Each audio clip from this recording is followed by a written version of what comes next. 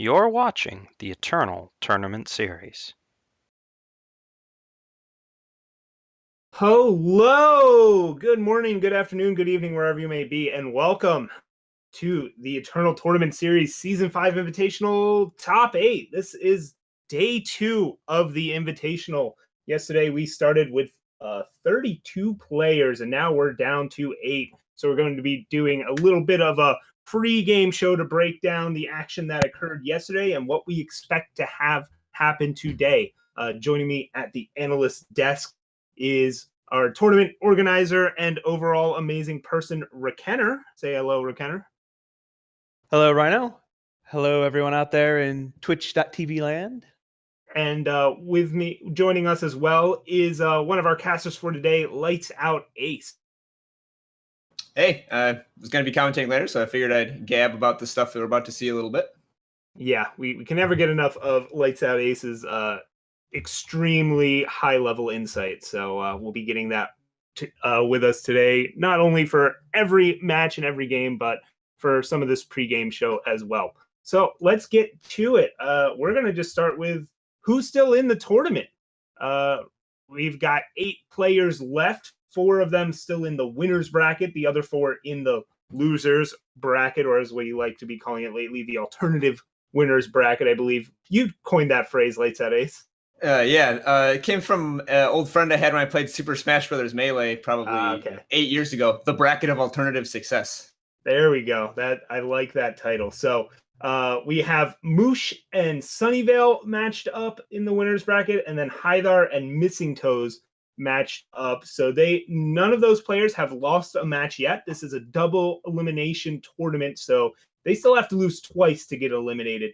Meanwhile, in the bracket of alternative success, we've got Hulkbuster and Jaffa matched up, as well as SMJ and Angry Chicken. So both of those 4 players are playing for their tournament lives. They all are, but those are all in a do or die situation. So let's break down what decks we still see here, rekenner, as well as how the teams are doing. Yeah. So after we have paired 32 players down to 8, of course, we're going to be missing some of our big names. We're going to be missing some of our teams even. As you can see, Team OND, Owls and Dragons, composed formerly of the Team Voprex Favored and Team Mediocre Parliament, is down to just Angry Chicken, who is still alive, albeit down in the loser's bracket, which is really a place he's completely unfamiliar with, having only been there for the sake of losers finals in the Season 4 Invitational 2 months ago. Team SPG still hanging in there with 2 members, Hythar holding place in the winner's bracket, and SMJ in the loser's bracket. He's actually run through the entirety of the loser's bracket. He was dropped down there in round 1, but he's still kicking. Team STT, Sabertooth Tiger. Unfortunately, Swan made it through 2 rounds of the winners bracket, but then lost out after that. Team ALGN, a Legion. Unfortunately, both of their members dropped out fairly early. And then Team ET Eternal Titans is the team doing the best.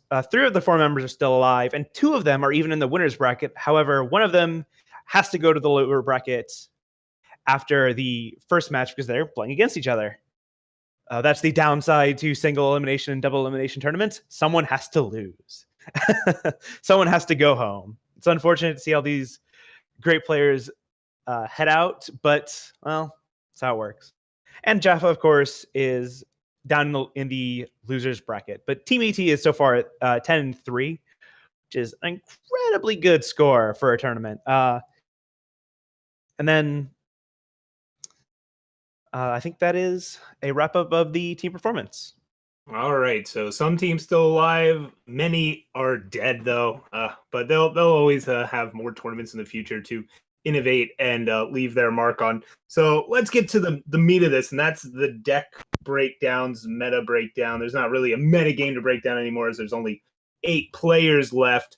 And while maybe the most interesting deck / most interesting matchup is Hulkbuster's TJP mid-range and Jaffa's Owl Ramp decks, we're not going to break those down here because that's actually the first match in coverage that we'll be bringing to you very shortly. So you'll hear lots about those decks just a bit later. Instead, we're going to jump into some of the other things that are going into the bracket and I guess we'll just jump up to some of the stuff going on in the winners bracket. Let's actually look at Moosh versus Sunnyvale. Moosh is on Chalice. Sunnyvale is on his take of Burn Queen, which is really kind of an old style. I actually want to highlight. Let's start with Sunnyvale's Burn Queen. We've seen plenty of Burn Queen in this tournament. He's just calling it Stone Scar Burn because it actually has 3 queens, not 4. So maybe you can't name the deck after queen at that point. And yeah, the big thing here, 4 rapid shots, which sets it apart from some of the other Stone Scar Burn lists we've seen in this tournament so far. Yeah, he also has maybe only a touch higher high end, but he is running the full well, not quite, I guess not quite full, but he is running 3 Soulfire Drakes in the main, which is more than SMJ or the other 2 Burn players that have already dropped out. He's also running Cabal Countess. So his deck does have a bit higher of an average casting cost, maybe more higher impact per card cards. Yeah. LightsOutAce, what do you think of this take? This seems like a very much an anti-time build of this deck with rapid shots and Cabal Countess. Yeah, I like this one a lot. I actually like this even better than SMJ's. It just goes a lot bigger. Instead of running a lot of little Grandin drones, the like singleton assembly line and stuff, he's running those rapid shots to pound through big butts. He's running Cabal Countess, which once you activate the ultimate can attack through a Titan. And then, yeah, all those Soulfire Drakes. Like, the Titans aren't sticking around very long with all the Annihilates rapid shots. So these Soulfire Drakes are an excellent way. If you ever get in 2 hits with the Soulfire Drake, like, the game is just over. There's no way you can kill the Burn player fast enough to overcome that. Yeah, so the other interesting thing going on with this deck is the sideboard. Because Sunnyvale's not playing things like Grenadin Drone's main deck, he's a bit weaker in the aggro versus aggro matchup. But we see here he's ready for it in the sideboard. 2 Groundbreakers, 4 Maidens, 3 Falchions, 4 Suffocates. These are all anti-aggro cards. And we even saw it have a huge impact yesterday in I believe it was a Rakano matchup, where he was facing a Silverwing Familiar that was a 6/6 and won easily because he had a Groundbreaker with double damage with a Lethrai Falchion. Turns out that your opponent can't gain health is really good against the lifesteal unit. Yes, that was Sunnyvale's top 8 winning in versus Ilunga yesterday. So that's just having really clear main deck plan and sideboard plan, knowing what your weaknesses and strengths are and addressing them with your sideboard. So excellent deck building and excellent piloting from Sunnyvale so far, who is still in the winner's bracket. And he'll be facing off against his teammate, Moosh, who is on TJP Chalice. There's a lot of ways to build Chalice.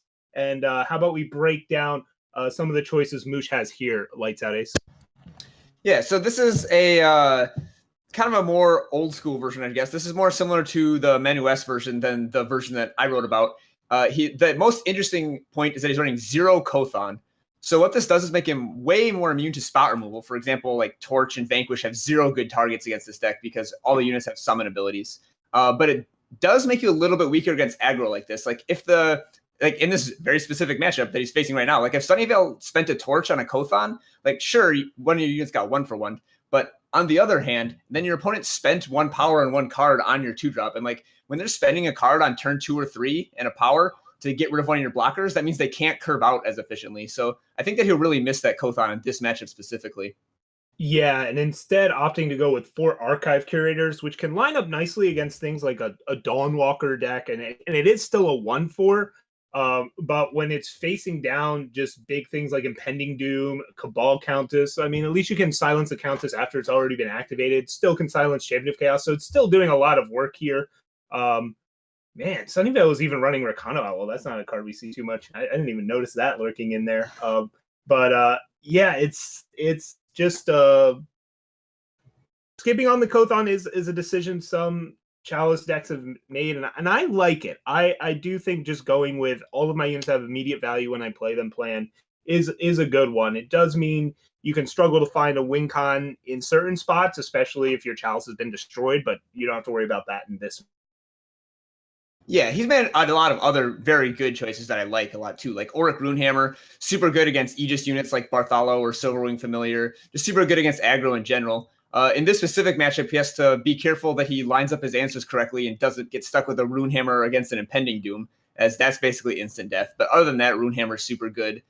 He also has a Vanquish Island's Choice split, which I like a whole lot in both this matchup and against time decks. Like Island's Choice costs more and is very telegraphed, whereas Vanquish just always gets rid of the big unit, no questions asked, right away. Yep, and then in the sideboard, there were no Permafrost main deck in this build of Chalice, but he's got 2 in the side, along with an extra Vanquish, 3 Backlash, 2 Protect. So in those reactive versus reactive matchups, ready to have the right answers. And if they need more win cons, there's the Kothon and Great Parliament. We've seen some Chalice decks morph into almost like a proactive beatdown deck post board, especially if they're expecting hate to come in for the Chalice specifically, like a banish or whatever. And it looks like that's Moosh's idea with this sideboard. Yeah, you don't need a Chalice if you're just killing your opponent with a bunch of 4/4 flyers. Yep, if your opponent brings in Decay, you take out the Chalice and allow them to have dead cards in their hand while they die to flyers in the air. So been working for these players, making their own signature choices on these decks, and paying off so far, as they're both still in the winner's bracket, have yet to drop a match in this tournament. Let's stop on over to the other decks in the winner's bracket, which would be Hi There on Big Combre and Missing Toes on a Legion mid-range. We haven't actually seen Missing Toes on coverage at all. We didn't see him at all on coverage yesterday, so we'll take a look at their take on a Legion mid-range. This is a pretty big version, but nothing too crazy here. It's still opting to go with the Obelisk Scouting Party package that we've seen out of Elysian mid-range for a long time now, and it's been working out, as Missing Toes is in the winner's bracket, and this is what they use to qualify for the tournament. I believe you mentioned the subtitle of this deck, Kenner. Yes, the Dance with Who Brung Ya deck. This is the deck that Missing Toes played in the Last Chance qualifier last Sunday, and it got him here, and it got him to the top 8.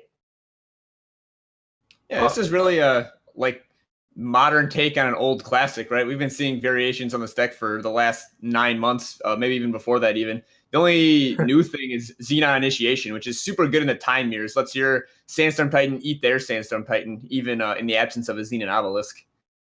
Yep, Xenon Initiation can be a key card in the time mirrors. I've been referencing that there's a lot of these decks, their main boards are tilted and prepared for facing against time decks, and that's why they're in the winner's bracket. We saw over, I believe, just 40% of the entire metagame was playing time somewhere in their deck. So 62%. Geez, okay, yeah. So that is why they're in the winner's bracket. That's what I get for trying to quote numbers. I'm not the numbers guy here. But it's the results are speaking for themselves right now. Xenon Obelisk, the other big thing there, right? Normally in Elysian, you don't need to make your Cersos and Sandstorm Titans bigger. They're already huge. But when you're facing off against other Sandstorm Titans, well, then Xenon Obelisk is a good way to win that ground stall. Yeah, Cerso also gets way better, because generally you can just throw 3 little throwaway units like Temple Scribe, of used up Friendly Wisp, and an Initiate of the Sands, and you already have 6 power in the way of a Cerso. But then as soon as you add an Obelisk to the mix, suddenly you need to throw a 4th unit in front of that to trade with it. And normally you don't have that many throwaway units lying around. Yep. So it's just a lot of difficult to deal with threats that just become even more difficult to deal with once you throw that on the Obelisk, right? It also makes your Dawnwalkers more threatening and harder to deal with.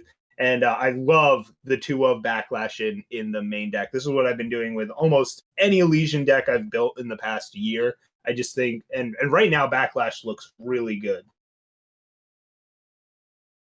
So yeah, Backlash. Sorry, go ahead, Ace.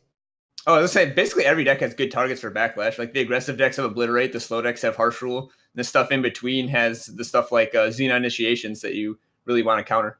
Yeah, it's an easy card to underestimate how good it can be, and where it lies in the metagame. Even against another Combre deck, You've got things like Great Parliament you can backlash, Stand Together, Harsh Rule is the obvious one that you think of, and Vanquish, and then you forget, oh yeah, all these decks are also playing like 4 Great Parliament, or even we see the ramp decks now with 8 of the Huru. That's a good card to backlash. So Elysian midrange is playing these huge threats that are hard to deal with, and then protecting them with backlash, especially because you don't have access to protect, is a really nice strategy. You don't need to augment your units any more than you already are with just Xenon Obelisk. Let them stand on their own and complement them with Crystallize and Backlash. Just straightforward, good stuff.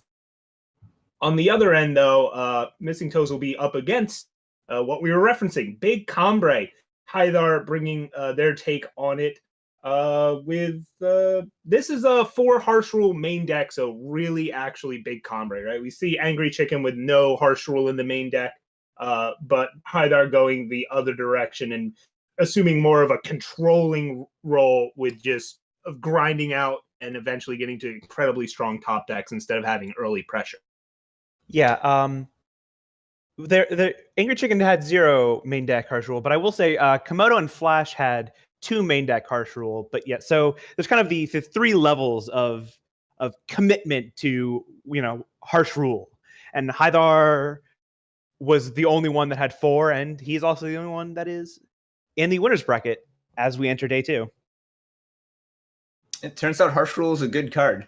So the other interesting thing about these Cambrai lists, both of them in the top 8 here, Hythar and Angry Chicken, is they both have a Voda combo kind of transformational sideboard. They both bring in Vodacon because when it's all about going as big as possible, it's hard to get much bigger than Vodacon. Yep. And we actually saw Hythar take out Angry Chicken yesterday and send him to the losers bracket after we saw the post board of that matchup. And it was really who got Vodacon to stick and then dump their entire deck and just take over the game because they had 20 power to their opponents, 9 or 10, and you just overwhelm them. So, yeah, just going big or go home is the plan. The other really interesting thing with Hythar's build, though, only 2 Martial Ironthorns in the entire 90. Yeah, Ironthorn is a really important card in those board stall-y Cambrai mirrors. I guess he's just thinking that Vodacon is going to be enough to break the stall, that he'll just get so out of control that he doesn't need the threat of Ironthorn Ultimate. Yeah, Ironthorn, it can be a bit of a liability against aggro sometimes. Just tapping out for a 5/5 for 5 isn't quite going to get there. And we see that, Hythar, especially with the 4 Harsh Rule main deck, is really respecting the idea that there would be a lot more low to the ground aggressive decks. 3 main deck Cambrai Healer, 4 Seraph, 2 Scorpion Wasp. So, that's not a card we've seen a lot of in Cambrai lately. So what do you think about this Scorpion Wasp inclusion? I think he was probably afraid that there was going to be more Rakano, and that's why he ran to run Scorpion Wasp. Or it's also very good against all of the impending Doom decks. So like Burn Queen and Argenport Bruisers, as I like to call it, the 12 impending Doom deck with impending Doom Mokto, sometimes Valkyrie Spire Guard. Like any deck that's relying on large singular threats, often with Aegis or flying, Scorpion Wasp is super good against. Yep, Scorpion Wasp notably doesn't help deal with Bartolo, which might be one of Cambrai's scariest cards to face down, but that's what all of your ping effects from Cambrai Healer and silence effects from your full 4 Valkyrie Enforcer, 4 Desert Marshal can deal with. So yeah, Scorpion Wasp making the cut and clearly having an impact so far as Hythar is still in the winner's bracket. They're probably, I don't know if he actually ran into, I'm not sure what he ran into earlier on in the run, but I'm sure the Scorpion Wasp did some work for him. So with that all said, that is the winner's bracket breakdown. We'll be covering the loser's bracket to start coverage today, which will be Hulkbuster versus Jaffa. So let's jump over to the other side of the loser's bracket, which is SMJ and Angry Chicken, who are on versions of decks we were already talking about, Burn Queen and Big Cambrai. So we can just do a little compare and contrast with SMJ's list with what was it? Sunnyvale's list, right? We were referencing it before as we were talking about Sunnyvale's, but let's actually take a look at it and say, as you said, you preferred Sunnyvale's list, LightsOutAce, but why do you think SMJ made the choices he made with this version of Burn? So Sunnyvale is looking to kind of go through the wall of Sandstorm Titans and Seraphs with Cabal Countess and Rapid Shot just kind of pound through with big quick draw and flying and stuff. SMJ just wants to ignore that and go right under them and kill them before they can set up their defense. Like 4 Garden Drone, 1 Assembly Line even, a full set of Annihilates, 3 Suffocate, and then 4 Bandit Queen. He just wants to go pretty wide early on, kill all of the small units, and then just play a Bandit Queen and just swarm over them. Yep, Rapid Shot is great whenever you Rapid Shot a unit, it's guaranteed to kill a Sandstorm Titan. That doesn't become the case anymore once you start playing things like Grenadin Drone, which only gets up to 5 strength with a Rapid Shot, which isn't enough to actually kill a Sandstorm Titan, but enough to go around it and kill it, or kill your opponent. But yeah, that's why we don't see Rapid Shot here for SMJ. Instead, as you said, going wide, packing the burn, packing the Suffocates and Annihilates to a high level. And then that also enables a pretty cool sideboard here. As we were saying before, Sunnyvale main deck is good against mid-range, so sideboard needs to help against aggro. Here we see SMJ main deck pretty good against aggro already. Sideboard definitely there to help against more control and mid-range with a Madness Combust package. Why is that so great against mid-range? Well, on the first thing, like when you have 5 units in play, but they're all 1/1s, and your opponent plays a Titan, you're sacrificing units to get in a little bit of damage. And Madness there is just huge. It's just like a giant burn spell, and you get to keep all your guys alive, so your attack next turn is better. And then with Combust, Madness Combust is 4 power to kill any 2 units you want. So like, again, when you're going wide with these Grenadin Drones and all of these 1-drops, just like killing 2 units so power efficiently means that your early board advantage, you get to leverage it further into the game. Yep, and sometimes you get the occasional upside of somehow stealing an opponent's Dawnwalker and keeping it for yourself, although you're not going to see that too much post-board in the Burn Queen matchup. The other things we see here are maybe cards I'm not the happiest to play in Burn Queen, but SMJ thinking it might be a necessity, and that's Sabotage and Ruin. How do you feel about these cards? Well, Ruin is really, really reactive for a Burn Queen deck like this. I mean, I guess it's for Chalice, but even then, I'm not sure if that's really what you want. So I'm kind of not certain on the Ruin there. Sabotage is fine. In matchups where your Suffocate isn't good, for instance, you just replace it with Sabotage. Yeah, that's fair. Sabotage can steal away one of those lurking harsh rules, let you know that you can hopefully commit to the board and they don't top deck one. Or in situations where you're even against something like Island's Choice, we've been referencing that card a lot. You can, where there's a specific timing window for it, and Sabotage can foil those plans. Yeah, I have to agree. I'm not the biggest fan of Ruin. I definitely don't want it against Chalice. I mean, if they have a Chalice in play and they're activating it, that means they're taking out one of their blockers for a turn, and I'm pretty happy about that. Maybe it's for a different matchup that just didn't show up in this tournament. Maybe it could be useful against Armory, which they maybe thought would show up, or even against Ricano. I don't know. I would still rather just play removal spells than just Ruin. So maybe when I get the chance, I'll talk to SMJ and see what he wanted that card for. I think SMJ and Sunnyvale were kind of targeting different decks. Like Sunnyvale came expecting like 6 health blockers, like with the rapid shots and stuff, whereas SMJ came expecting Combre healers. Like he's got like Suffocate. It's like SMJ is much better against Combre healer, and Sunnyvale is much better against Sandstorm Titan and Heart of the Vault. Yeah, I think Sunnyvale was definitely prepped and ready for some of those practice decks, but it paid off for both players as they're still top 8. You know, at the end of the day, you still have a deck with multiple Bandit Queens, Champions of Chaos, and Pending Doom, Obliterate, and Torch. You know, it's just a who's who of great cards, and you can ride that deep into the tournament as we're seeing here. So with that being said, the only decks we haven't really broken down yet are Jaffa and Hulkbuster, and as I referenced, we'll be getting to those very shortly as we prep the actual Eternal Action, which will be coming right after we take a little break. But before that, do we have any other comments here, rekenner? LightsOutAce? Yeah, I did just want to real quick touch on one thing in the kind of Sunnyvale versus SMJ, say, dichotomy and how you want to build these decks. Mm-hmm.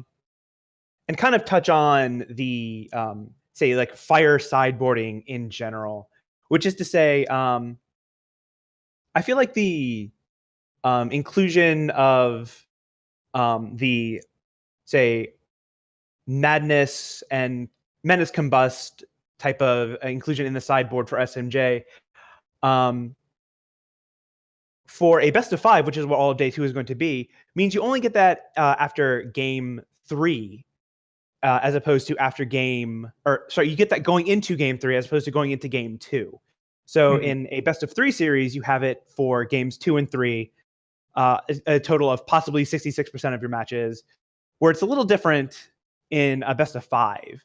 It's kind of in both ways. If you lose your pre-board games, you have to reverse sweep with post-board, and that's true for both. But you get a little bit more leeway in a best of 3 versus a best of 5.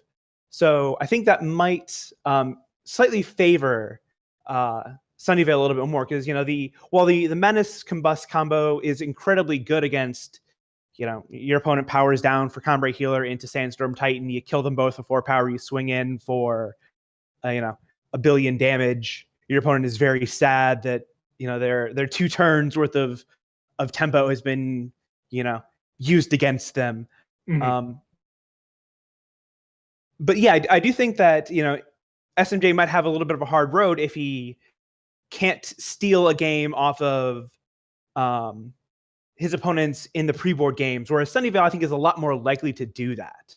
Yeah, it also is a bit tougher of a road for SMJ just because they are already in the losers bracket. One more thing to touch on with Sunnyvale, other than you heard it here first, rekenner predicting he will win the entire tournament, is that I believe we're going to have a little bit of change in coverage today. Normally we cover every match of the top 8, but because of some external circumstances, we're changing that up slightly. Do you have all the details on that, rekenner? Yeah, Sunny, unfortunately, has to duck out a little bit early, and so we're going to be running some of his matches simultaneous to the rest of the bracket. Moosh versus Sunnyvale is going to be run simultaneous to the first 2 matches of losers bracket and winners bracket, and possibly his next match, depending on if he wins or loses his first round. We are basically trying to make it so that no one has to drop out of the event. Sunnyvale has rearranged the schedule as best as possible to prevent that as well, and so we're just going to try to run things as tightly as possible, and we're gonna be starting matches at noon on the dot. But I've already talked with Moosh about this, and both of them are happy with their match not being broadcast. It is unfortunate that we don't get to see it, however. Yep. So that is what it is. We'll bring you as many matches as possible, but because of some external circumstances, it won't be quite all of them, but most of them. So you'll still see plenty of eternal action as we take a little break here and actually prep said matches. So we'll be back in just a short moment. Well, maybe a long moment, if you will. And we'll return.